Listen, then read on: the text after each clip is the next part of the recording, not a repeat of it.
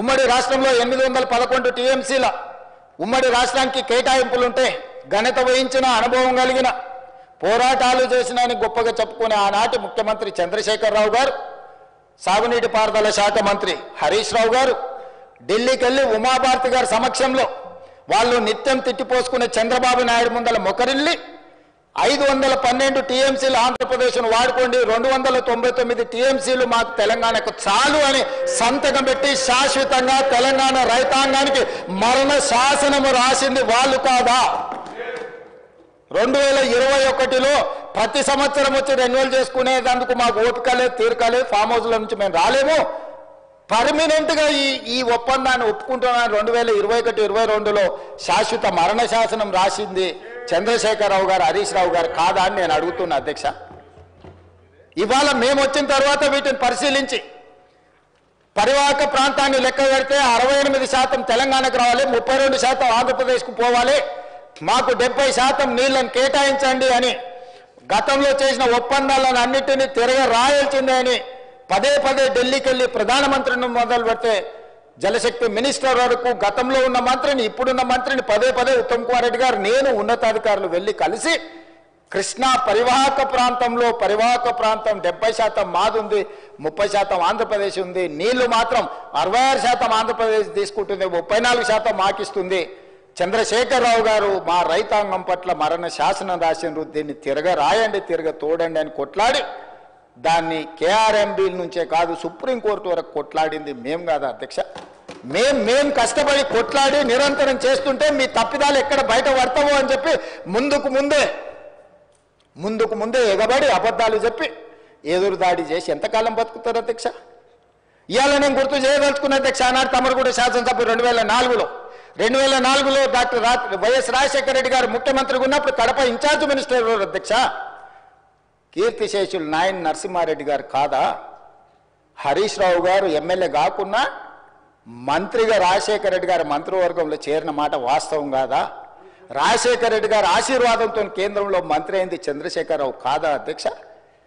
చంద్రశేఖరరావు గారు కేంద్ర మంత్రిగా ఉన్నప్పుడే 4,000 క్యూసెక్కులు ఉన్న పోతిరెడ్డి పాడు 44,000 క్యూసెక్కులకు పెంచిన మాట వాస్తవం కాదా? ఆనాడు మరి శశిధర్ రెడ్డి, పి జనార్దన్ రెడ్డి గారు సొంత ప్రభుత్వంలో ఉండి కూడా పోతిరెడ్డి పాడు పొక్క పెద్దది చేస్తే శాశ్వతంగా తెలంగాణ ఎడారిగా మారుతుంది, దాన్ని అడ్డుకోవాల్సిందని ఇదే శాసనసభలో నిటారుగా నిలబడి కొట్లాడింది పి జనార్దన్ రెడ్డి కాదా? ఆనాడు రాజశేఖర రెడ్డి గారికి హారతులు ఇచ్చింది చంద్రశేఖరరావు, హరీష్ రావు గారు కాదా అని నేను అడుగుతున్నా అధ్యక్ష. ఆనాడు మంత్రివర్గంలో ఉన్న మీరు, ఆనాడు కడప జిల్లా ఇన్ఛార్జ్ మంత్రిగా ఉన్న నాయన్ నరసింహారెడ్డి గారు, మీరు శాశ్వతంగా తెలంగాణ హక్కులను తాకట్టు పెట్టి తెలంగాణ నిడారిగా మార్చి నా పాలమూరును, నల్లగొండను, రంగారెడ్డి జిల్లాను వలసల జిల్లాలుగా మార్చి, ఫ్లోరైడ్ జిల్లాలుగా మార్చి ఈ రైతులను పొట్టన పెట్టుకున్నది మీరు కాదా? మీ నీతి, మీ జాతి తెలంగాణ సమాజం మర్చిపోయిందని మీరు అనుకుంటున్నారా? ఆనాడు మేము లేమా ఈ సభలలో? శాసనమండలిలో నేను లేనా? ఇక్కడ ఉన్నోళ్ళు చాలామంది ఆనాడు శాసనసభ్యులు కాదా? శ్రీధర్ బాబు గారు, ఉత్తమ్ కుమార్ రెడ్డి గారు ఆనాడు ఈ సభలో లేరా? వెంకటరెడ్డి గారు లేరా? అధ్యక్ష, ఎవరిని మభ్యపెట్టాలని ఈరోజు మాట్లాడుతున్నారు అధ్యక్ష? ఉమ్మడి రాష్ట్రంలో రాజశేఖర రెడ్డి గారి మంత్రివర్గంలో రాజశేఖర రెడ్డి సహకారంతో కేంద్ర మంత్రివర్గంలో ఉన్న చంద్రశేఖరరావు, హరీష్ రావు గారు ఆనాడు అడ్డుకుని ఉంటే పోతిరెడ్డి పాడు పొక్క పెద్దదై ఉండేదా? తెలంగాణకు అన్యాయం జరిగి ఉండేదా అని నేను అడుగుతున్నా అధ్యక్ష. అది పక్కన పెట్టండి అధ్యక్ష. కాంగ్రెస్ పార్టీ శ్రీమతి సోనియా గాంధీ గారు ఆనాడు ఆల్ పార్టీ కమిటీలో ఉత్తమ్ కుమార్ రెడ్డి గారు తెలంగాణ తరఫున రిప్రజెంట్ చేసిండ్రు.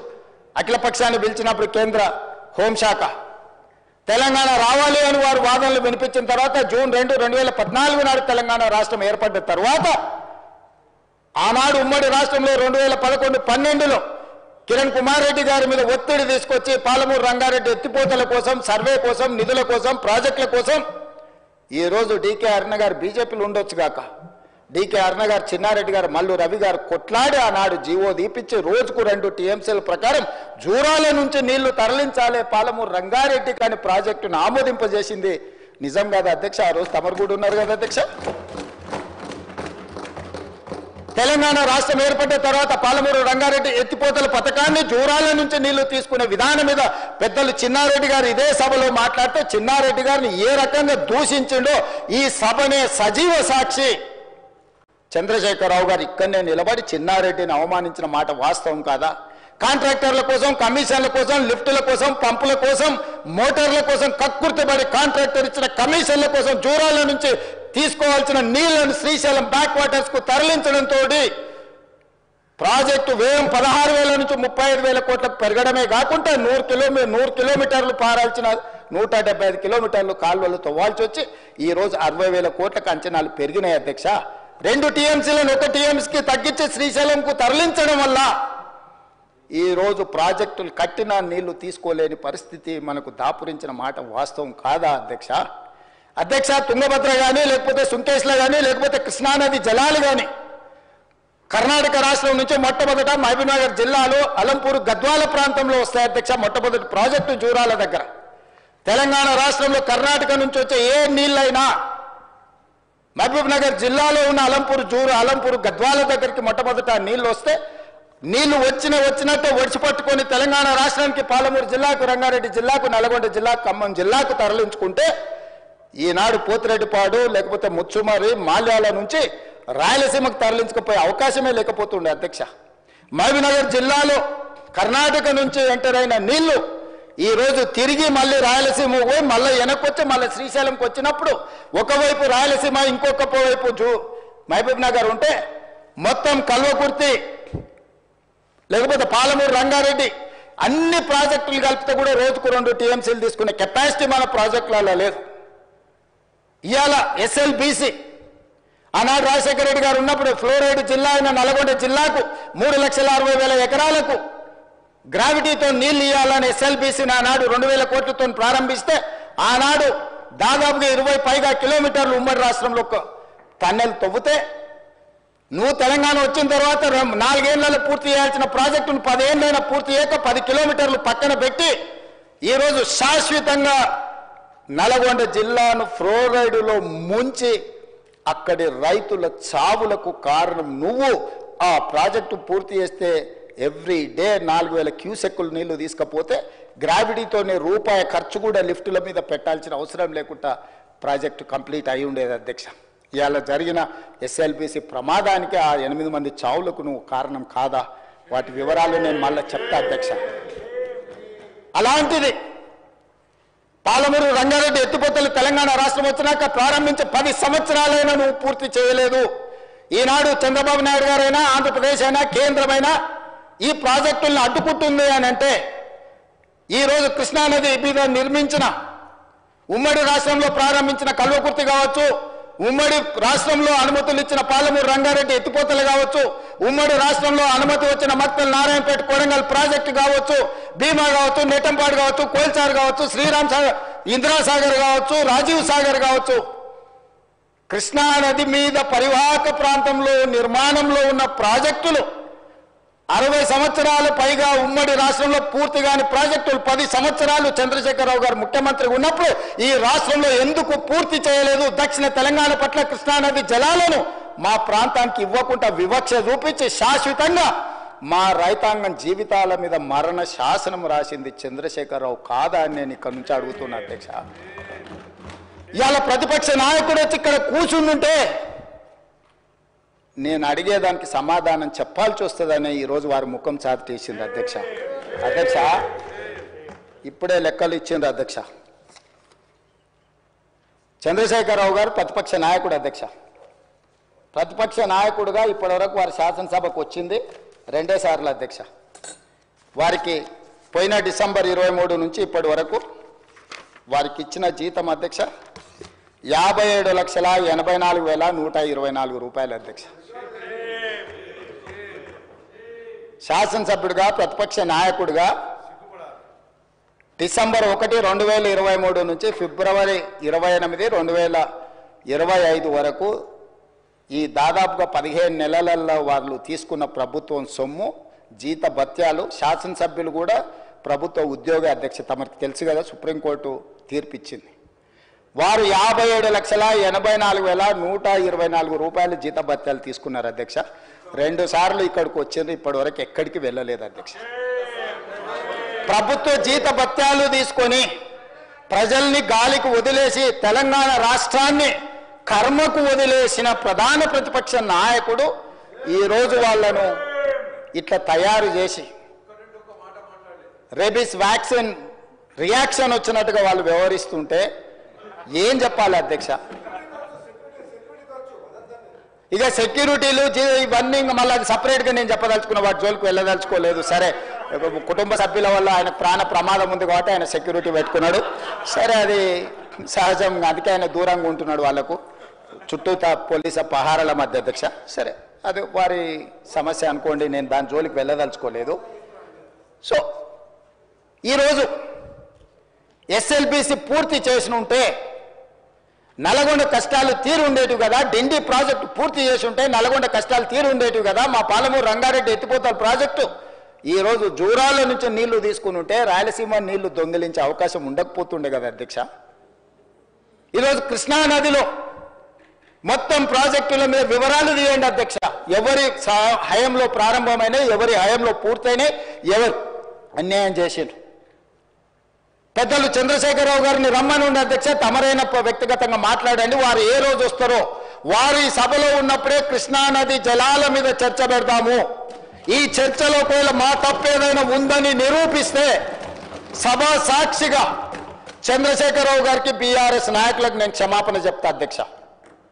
ఇది నా సవాల్ అధ్యక్ష చంద్రశేఖరరావు గారికి. సవినయంగా నేను చంద్రశేఖరరావు గారికి సవాలు విసురుతున్న, కృష్ణా పరివాహక ప్రాంతంలో కృష్ణానది జలాలలో ఈరోజు తెలంగాణకు శాశ్వతంగా అన్యాయం జరిగింది చంద్రశేఖరరావు గారి హయంలో, లెక్కలతో సహా నిరూపించడానికి నేను మా మంత్రి ఉత్తమ్ కుమార్ రెడ్డి గారు సిద్ధంగా ఉన్నాం అధ్యక్ష. వాళ్ళ సంతకాలు పెట్టొచ్చి వాళ్ళ అఫిడవిట్లు వేసి రాయలసీమ లిఫ్ట్ ఇరిగేషన్ ప్రారంభించి 2020లో ఆంధ్రప్రదేశ్ ముఖ్యమంత్రి జగన్మోహన్ రెడ్డి గారిని ప్రగతి భవన్ కు పిలిపించి పంచపక్ష ప్రమాణాలు పెట్టి రాయలసీమ లిఫ్ట్ ఇరిగేషన్ జీవో మొత్తం రాయలసీమలో ఈరోజు పోతిరెడ్డిపాడు కావచ్చు, మాల్యాల కావచ్చు, లేకపోతే ముచ్చుమరి కావచ్చు, రాయలసీమ లిఫ్ట్ ఇరిగేషన్ కావచ్చు, ఇవన్నీ కలిసి శ్రీశైలం బ్యాక్ వాటర్స్ నుంచి పర్ డే 10 టీఎంసీ, ప్రతిరోజు 10 టీఎంసీలు 60 రోజులు మనకు వర్షాలు వచ్చినప్పుడు ఉంటే 600 టీఎంసీలు వెనుక నుంచి వెనకల్నే రాత్రికి రాత్రే తరలించకపోవడానికి ఇవాళ ప్రాజెక్టులు పూర్తయినాయి.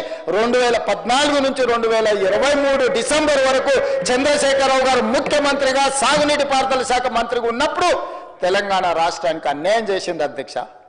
రోజుకు 10 టీఎంసీల నీళ్ళని తరలించకపోయే ప్రాజెక్టులు వాళ్ళు పెడితే చంద్రశేఖరరావు నిమ్మకు నీరెత్తినట్లుంటే నారాయణపేట నియోజకవర్గంలో గవినోళ్ళ శ్రీనివాస్ అని ఒక సామాన్యమైన రైతుతోని green tribunal, national green tribunal చెన్నైలో కేసు వేయించి ఆ ప్రాజెక్టుల మీద స్టే తీసుకొచ్చి ఈ ప్రాజెక్టులో అనుమతులు లేకుండా, పర్యావరణ అనుమతులు లేకుండా ప్రాజెక్టులు నిర్మిస్తున్నారన్న ప్రాజెక్టుల మీద స్టే ఒక పాలమూరి అతి సామాన్యమైన రైతు కుటుంబం నుంచి ఒక రైతు స్టే తెచ్చిన తర్వాత మేము గగ్గోలు పెట్టి లొల్లి పెట్టి రాళ్లతో కొడతామని పాలమూరు జిల్లా రైతులు తిరగబడ్డ తర్వాత ఆ పిటిషన్లో రాష్ట్ర ప్రభుత్వం ఇంప్లీడ్ అయింది అధ్యక్ష. ఇది ఎక్కడ చూద్దాం అధ్యక్ష? తెలంగాణ హక్కుల కోసం శాశ్వతంగా మనకు అన్యాయం జరిగే నిర్ణయాలు ఆంధ్రప్రదేశ్ తీసుకుంటే ప్రభుత్వం కొట్లాడాల్సింది పోయి, ఉద్దండులైన న్యాయ కోవిదులను పెట్టి అడ్డుకోవాల్సింది పోయి వదిలేస్తే ఒక సామాన్యమైన పాలమూరు రైతు నేషనల్ గ్రీన్ ట్రిబ్యునల్లో కేసు వేసి స్టే తీసుకొస్తే పర్యావరణ అనుమతులు ఇవ్వని అప్పుడు పోయి వీళ్ళు విధి లేని పరిస్థితిలో ఇంప్లీడ్ అయినారు అధ్యక్ష. అధ్యక్ష, నేను ఒక మాట గుర్తు చేయదలుచుకున్నాను అధ్యక్ష.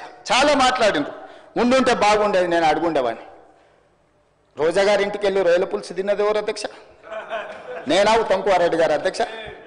రోజా గారు ఒక్కసారి రొయ్యల పులుసు పెడితేనే తిని రాయలసీమను రతనాల సీమ చేసి వస్తాను చెప్పొచ్చిన మహానుభావుడు ఆయన. నిన్ను పుట్టినప్పటి నుంచి 71 సంవత్సరం వరకు పెంచి పోషించి నీకు బుక్కడి బువ్వ పెట్టి గుండెల్లో పెట్టి ఆదరించి భుజాల మీద మోసి తెలంగాణ రాష్ట్రానికి ముఖ్యమంత్రిని చేసి 2009లో కరీంనగర్ జిల్లా నుంచి వలస వచ్చి మహబూబ్నగర్కు బతకడానికి వచ్చి ఒక్క ఓటేయని మహాప్రభు అంటే నిన్ను ఎంపీగా గెలిపించి మా గుండెల్లో పెట్టుకొని చూసుకొని మేము పల్లకీలో మోసి పార్లమెంటుకు పంపిస్తే మా గుండెల మీద తంతవా? ఇది నీ నీతి, నీ జాతి. నువ్వు వచ్చి ఇక్కడ వచ్చి మమ్మల్ని తప్పుపడతావా?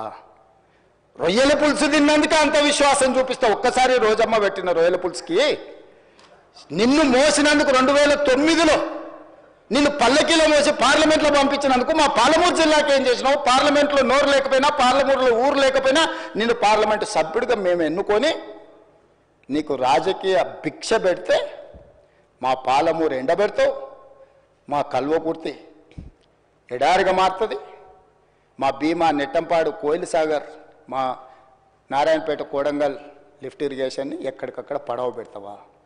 ఇదా నీ నీతి, నీ జాతి అని నేను వారిని అడగదలుచుకున్నా అధ్యక్ష.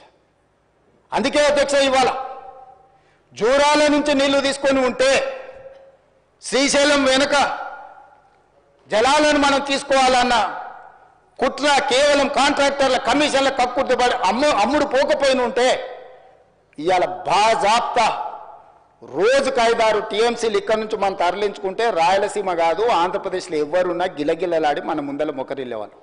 ఇవాళ ఆయన వచ్చి నిస్సిగ్గుగా శ్రీశైలం లెఫ్ట్ బ్యాంక్ రావట్లేదు, రైట్ బ్యాంక్లో నీళ్లు పోతున్నాయి, ఆంధ్రప్రదేశ్ తీసుకెళ్తుందని.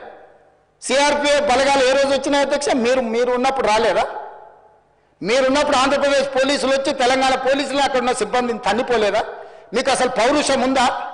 మీలో చీము రక్తం ఉందా? ఆంధ్రప్రదేశ్ నుంచి పోలీస్ సిబ్బంది వచ్చి తెలంగాణ సిబ్బందిని తన్నిపోతే కూడా సిగ్గు లేకుండా ఫామ్ హౌస్లో పండుకున్న మీరు ముఖ్యమంత్రి, మీరు ప్రభుత్వం ఉన్నప్పుడు సిఆర్పిఎఫ్ బలగాలు తిష్ట వేస్తే నాగార్జున సాగర్ ప్రాజెక్టు మీద మన్ను తిన్న పాముల్లాక ఉన్న మీరు ఈరోజు మమ్మల్ని తప్పుపట్టి మీరు చేసిన పాపాలన్నిటిని మా నెత్తి మీద నెట్టేసి నోరు ఉంది కదా అని వాగి మమ్మల్ని తప్పుపట్టాలనుకుంటున్నారా? ఇదేనా మీ 10 ఏళ్ల అనుభవం? ఈ అనుభవంతోనేనా మీరు మమ్మల్ని అందరినీ ప్రజల్ని మోసం చేసినట్టు సభలో కూడా సభను తప్పుదో పట్టించాలని ఆలోచన చేసేదాన్ని నేను అడుగుతున్నా అధ్యక్ష. అందుకే ఈరోజు ఈ ప్రాజెక్టులను పూర్తి చేయాలి యుద్ధ ప్రాతిపదికన.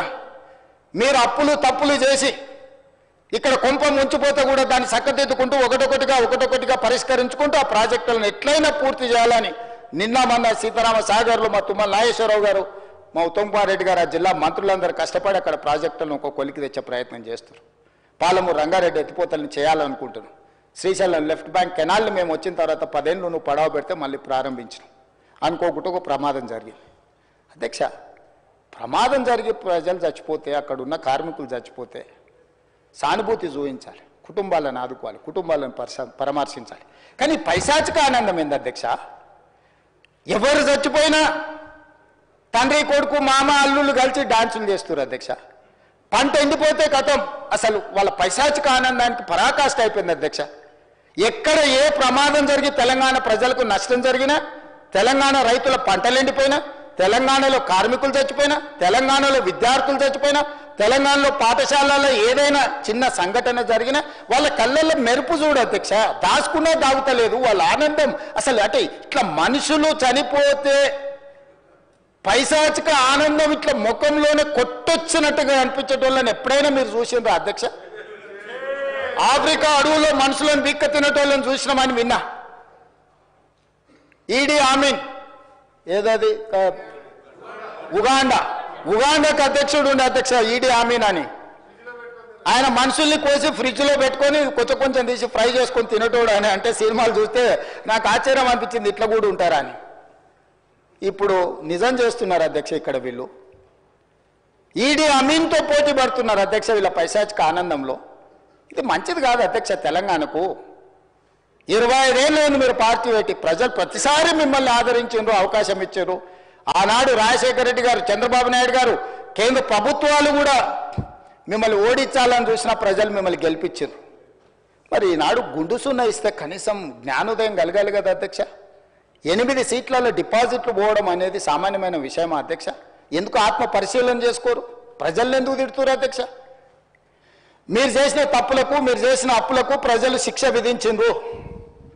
దాన్ని వదిలేసి ప్రజలే తప్పు చేసినట్టు, ప్రజలే క్షమాపణ చెప్పాలన్నట్టు, ప్రజల్నే ఉరిదీయాలన్నట్టు, ప్రజల్నే శిక్షించాలన్నట్టుగా వాళ్ళ మాటలు చూడండి అధ్యక్ష.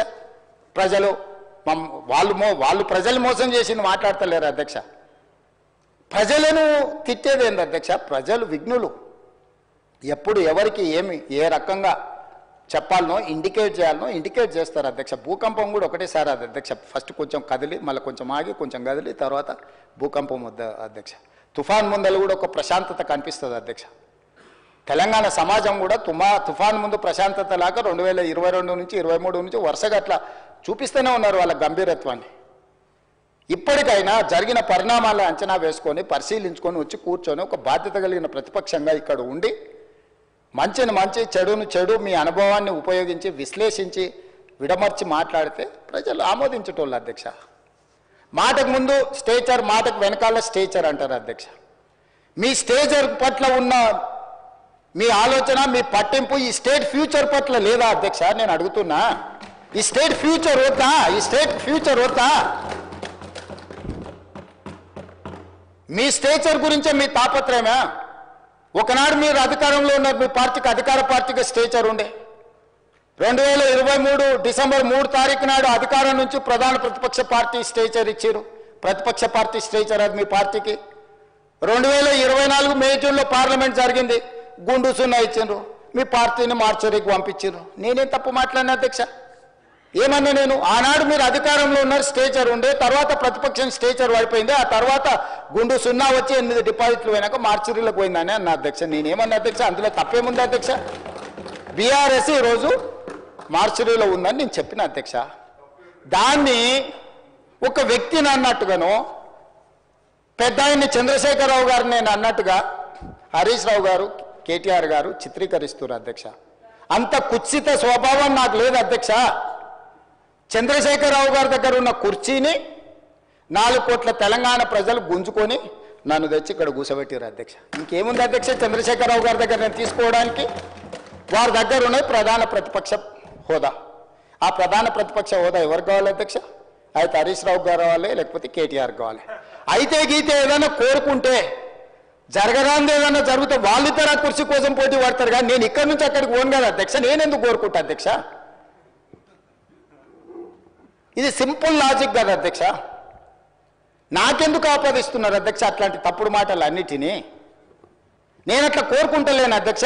100 సంవత్సరాలు ఆయురారోగ్యాలతో చంద్రశేఖరరావు గారు ఉండాలి, వారు ఆ ప్రతిపక్షంలో అట్లనే ఉండాలి, నేను ఇక్కడనే ఉండాలి, వారు సూచనలు చేస్తూనే ఉండాలి, నేను మంచి పరిపాలన అందిస్తూనే ఉండాలి, మా ఆర్థిక మంత్రి గారు మాకు నిధులు అందిస్తూనే ఉండాలి అధ్యక్ష. ఇది మా ఆలోచన అధ్యక్ష, ఇది మా భవిష్యత్ కార్యాచరణ. నేనెందుకు కోరుకుంటా అధ్యక్ష? నాకెందుకు? వాళ్ళు సరిపోను అన్నట్టు మళ్ళీ నేను కావాలా? వాళ్ళ ఇంట్లోనే పోటీలు పడుతారు నలుగురు, ఎవరు అందులోకి రావాలను. మా మిత్రుడు మహేశ్వర్ రెడ్డి గారు కూడా ఉన్నారు.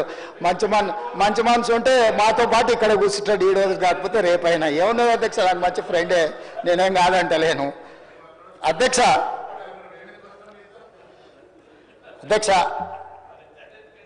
10 సంవత్సరాల వాళ్ళ పరిపాలనలో ఈ తెలంగాణ రైతాంగానికి జరిగిన సంక్షేమం కానీ, అభివృద్ధి కానీ, చేసిన రుణమాఫీ కానీ, లేకపోతే కొనుగోలు చేసిన వడ్లు కానీ, కందులు కానీ, పత్తి కానీ, మిర్చి కానీ, పసుపు కానీ, సోయాబీన్ కానీ, ఏ పంటల గురించి అయినా, పండించిన పంటల గురించి, లేకపోతే కొనుగోలు చేసిన పంటల గురించి, లేకపోతే విధానపరమైన నిర్ణయాలు అగ్రికల్చర్ పాలసీ గురించి కానీ, ఎనర్జీ పాలసీ గురించి కానీ, ఇంకేదైనా పాలసీ గురించి కానీ, రైతుల గురించి ఎప్పుడైనా మేము చర్చకు సిద్ధంగా ఉన్నాము. చంద్రశేఖరరావు గారిని తారీఖు చెప్పమని నేను మా సంబంధిత శాఖ మంత్రులను రిక్వెస్ట్ చేస్తూ, తమరిని కూడా నేను రిక్వెస్ట్ చేస్తున్నా.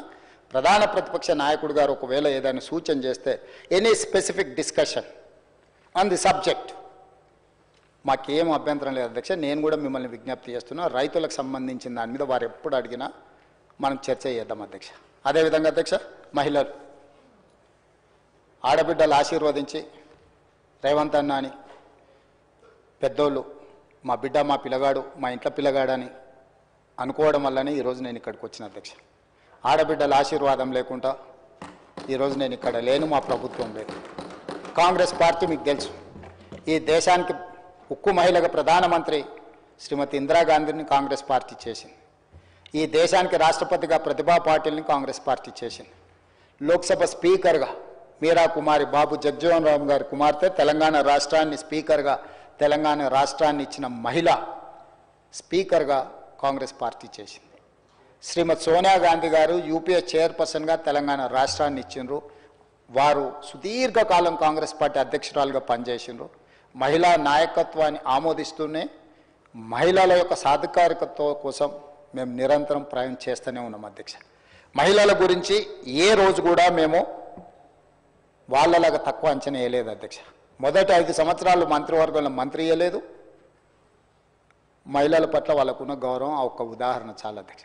అందుకే కాంగ్రెస్ పార్టీ అధికారంలోకి వచ్చిన మరుక్షణం 7 తారీఖు నాడు మేము బాధ్యత తీసుకుంటే 9 తారీఖు నాడు ఇదే శాసనసభ ప్రాంగణంలో ఆలస్యం చేయొద్దన్న ఆలోచనతోటి మహాలక్ష్మి పథకం ద్వారా ఆర్టీసీలో రాష్ట్ర నలుమూలలు ఎక్కడికైనా వెళ్ళొచ్చు. పండుగ పూట అమ్మగారింటికి వెళ్ళాలన్నా, లేకపోతే ఇతర పండుగలకు అమ్మోరిని దర్శించుకోవాలన్నా, ఇంటి ఆయననో లేకపోతే కన్న కొడుకునో బస్ కిరాయిలు అడిగి బస్సు ఛార్జీలు ఇస్తేనే వెళ్ళినట్టు, లేకపోతే దుఃఖాన్ని కడుపులో దిగమింగుకొని ఇంటి పట్టున ఉన్న ఆడబిడ్డలకు స్వేచ్ఛను కల్పించాలన్న ఆలోచనతో ఉద్యోగాలకు వెళ్ళే, చదువుకోవడానికి వెళ్ళే ఆడపిల్లలకి ఎవరికి ఈ ఇబ్బంది జరగొద్దని మహాలక్ష్మి పథకం ద్వారా రాష్ట్రంలో మొత్తము నలుమూలల ఆర్టీసీలో ఉచిత బస్సు ప్రయాణాన్ని డిసెంబర్ 9, 2029 నాడు ఇదే ప్రాంగణంలో తమ అనుమతితో ప్రారంభించుకున్నాం అధ్యక్ష. ఆ పథకం దాదాపుగా 150 కోట్ల మంది ఈ 15 నెలల మహిళలు ఆర్టీసీలో ఉచితంగా ప్రయాణం చేయడం వల్ల మా ఆర్థిక శాఖ ఆర్టీసీ కార్పొరేషన్ పొన్నం ప్రభాకర్ గారు ఇక్కడ ఉన్నారు. 5,500 కోట్ల దాదాపుగా ఆర్టీసీకి ఈరోజు చెల్లించింది అధ్యక్ష. ఈ దేశంలోనే మహిళలకు రాష్ట్రంలో ఎక్కడి నుంచి ఎక్కడికైనా అమ్మగారింటికి వెళ్ళాలన్నా, అమ్మవారిని దర్శించుకోవాలన్నా, రాష్ట్రంలో ఎక్కడి నుంచి ఎక్కడికి వెళ్ళాలన్నా, ఎక్కడ చేయి చూపించినా ఆ బస్సు ఆపి బస్సులో ఆడబిడ్డను ఎక్కించుకొని వాళ్ళు దగ్గర దించి ఈరోజు మహాలక్ష్మి పథకాన్ని ఆడబిడ్డలకు అమలు చేసిన రాష్ట్రం తెలంగాణ రాష్ట్రం. మనం చేసినాం అధ్యక్ష. ఇది ఒక గొప్ప అనుభూతి అధ్యక్ష, ఆడబిడ్డలకు ఆర్టీసీలో ఉచితంగా బస్సు ప్రయాణాన్ని ఇవ్వడం అనేది. అదేవిధంగా అధ్యక్ష, మహాలక్ష్మి పథకం ద్వారా 500 రూపాయలకి సిలిండర్ ఇస్తున్నాం అధ్యక్ష. ఆనాడు దీపం పథకం ద్వారా కట్టెల పొయ్యితోని ఊది ఆ పొగ ఊపిరితిత్తులకు పోయి కళ్ళలకు పోయి క్యాన్సర్ వచ్చి ఆడబిడ్డలు చచ్చిపోతుంటే శ్రీమతి సోనియా గాంధీ గారు ఆలోచన చేసి కట్టెల పొయ్యి నుంచి విముక్తి కలిగించాలి ఆడబిడ్డలకు అని ఆలోచన చేసి దీపం పథకం ద్వారా గ్యాస్ పొయ్యి, సిలిండర్ అన్నిటినీ వాళ్లకు 400 రూపాయలకు ఆ రోజు సిలిండర్ ఇస్తే ధరలు పెరిగి 1200 అయింది అధ్యక్ష. మళ్ళీ కట్టెల పొయ్యి పరిస్థితి ఆడబిడ్డలకు వస్తే వాళ్ళకు విముక్తి కలిగించాలని 500 రూపాయలకి సిలిండర్ ఇవ్వాలి అని 500 రూపాయలకి సిలిండర్ ఇస్తున్న రాష్ట్ర ప్రభుత్వం మనది. ఆ శాఖ నిర్వహిస్తున్న ఉత్తమ్ కుమార్ రెడ్డి, ఆర్థిక మంత్రి బట్టి విక్రమార్క గారని నేను చెప్పదలుచుకున్నా అధ్యక్ష. ఇదే కాదు, ఈరోజు పేదలు వ్యవసాయానికి ఉచిత కరెంటు, మరి పట్టణాలలో లేకపోతే గ్రామాలలో ఉన్న పేదలు ఉచిత కరెంటు ప్రయోజనం మాకు రావడం లేదు, మీరు చూడాలి అని అంటే ప్రతి పేదవాడి ఇంటికి 200 యూనిట్ల వరకు ఉచితంగా కరెంటు ఇవ్వాలి అని చెప్పి ఈరోజు 50 లక్షల కుటుంబాలకు ఈరోజు 200 యూనిట్లు ఉచిత కరెంటు ఇవ్వడం ద్వారా ప్రతి పేదవాడి ఇళ్లల్లో వెలుగులు అందిస్తూ దాదాపుగా 1775 కోట్ల రూపాయలు గృహజ్యోతి పథకం ద్వారా ఈ ఉచిత పథకాన్ని ఈరోజు పేదలకు అందుబాటులోకి తీసుకొచ్చి ఆడబిడ్డల కళ్ళల్లో వెలుగులు చూస్తున్నాం అధ్యక్ష. ఇది మా ప్రభుత్వం సాధించిన విజయం. అదేవిధంగా 43 లక్షల మంది సిలిండర్లు ఈరోజు ఉపయోగించుకుంటున్నారు అధ్యక్ష. ఇదే కాదు, గ్రామీణ ప్రాంతాల్లో ఇప్పటి దగ్గర విద్య